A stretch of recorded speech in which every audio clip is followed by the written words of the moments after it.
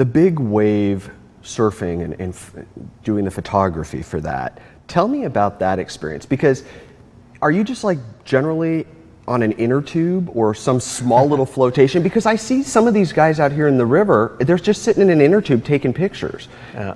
You're not doing that. No, that's what I do that here in the river, because I can, and but out at the Oregon coast, I'm shooting at the Nelscott Reef, which is in Lincoln City, and it's about 3/4 of a mile offshore. So there's really intense currents, and on the days of the big wave competition, it's anywhere from 30 to 50 foot waves. And so I'm on the back of a wave runner. Okay. And, yeah, there's no way you could actually be swimming in the water. There is a way, I guess, but the water's sharky.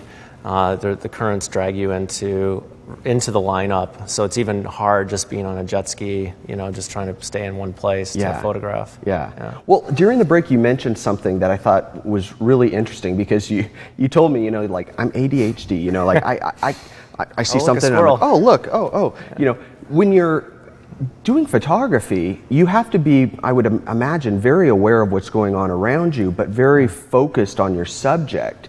And with sort of ADHD and being distracted easily, I would imagine that's pretty challenging. Yeah, and I don't know. I mean, I say ADHD. I was never diagnosed as ADHD, but I think in my own mind, I think that my mind is going a million miles a minute, and it's very cluttered with a lot of things.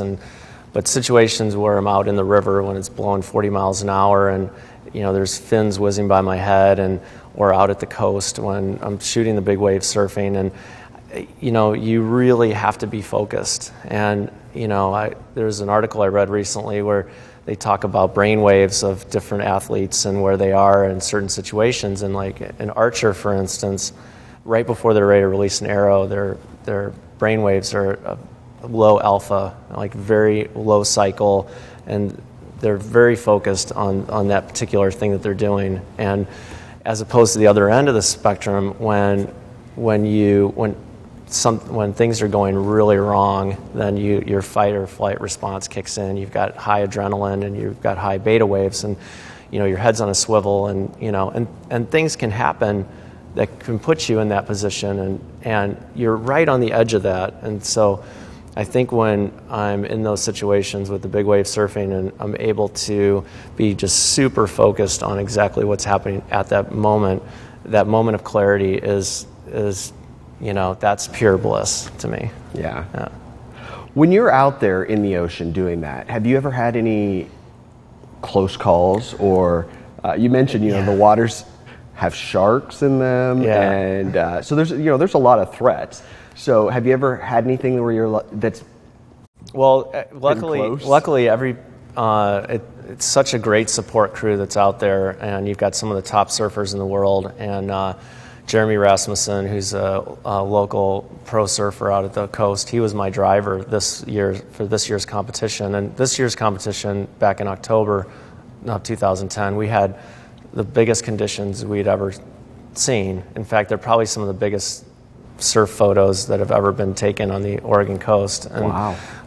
The swell that day was 23.5 feet at 19 seconds. So 19-second period between these 23.5 foot swells.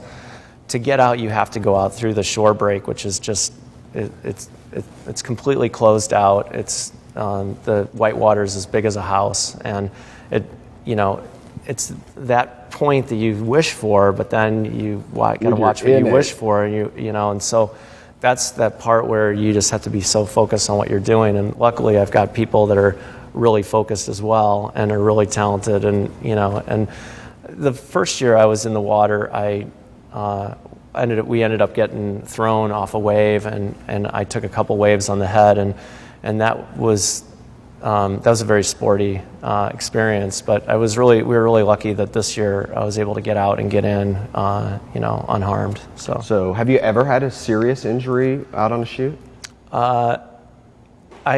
I've come close on a couple situations. I definitely think there's angels watching after me, because I was up in Banff, Canada, and was in a massive avalanche, and cornice we were standing on broke off, and it was about the size of a 747. Oh, man. Yeah, and I free fell about 50 feet, bounced between these rocks, and I was sliding headfirst down towards a 200-foot rock cliff. And I ended up being able to spin around and flip on my stomach and stop myself 10 feet before going over this cliff. I just had some cuts on my hand from trying to punch and kick to stop. But that was it? That was it. Really? Yeah. And now the memories. Yeah, now the memories. So, there have been some situations, but there's no way I should have walked away from some of those situations, and I've been really lucky. Yeah, it sounds like it.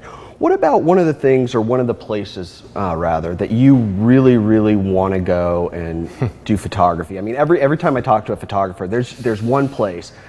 They want to go everywhere, but there's one place. What is it for you? I guess the short answer is how much time do we have? I mean, there are really, it's a list. It's not really one place. I've been to so many wonderful places, from Nepal to Patagonia to,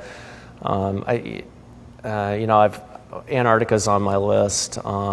Just really wild, extreme places, of course. But not just to go there and to just photograph the nature. I would love to go there and do some of the snow kite photography, maybe in Antarctica, or go places and be able to incorporate the sport side of what I shoot and what I do into that would be really wonderful. So, a place, I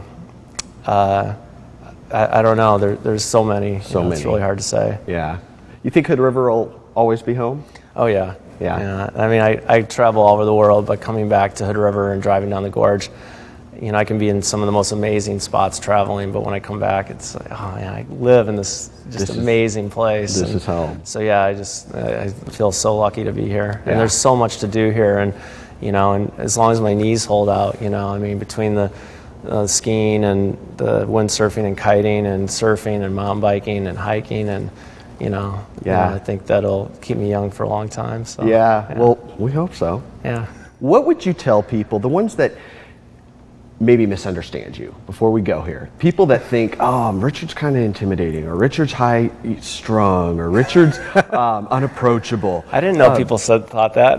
Yeah, some people do. What would you? I mean, you're just an all around nice guy, but what do you even have an answer for that?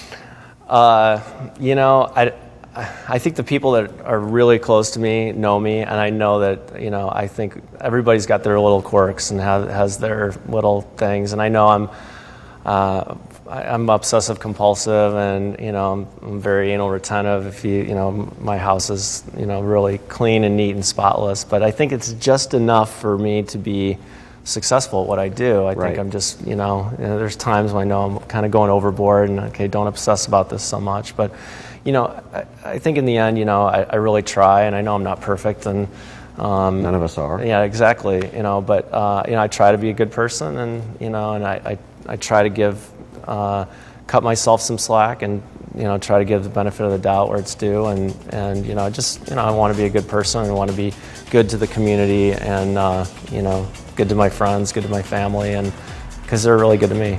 So cool. Yeah. Well, very good. Well, Richard, thanks again for your time. John, appreciate you coming in. Thanks for having me. My pleasure. Appreciate it. Absolutely. Yeah, thanks. You bet. Thanks, you guys, for watching, and look forward to seeing you next time. And remember, take care of each other.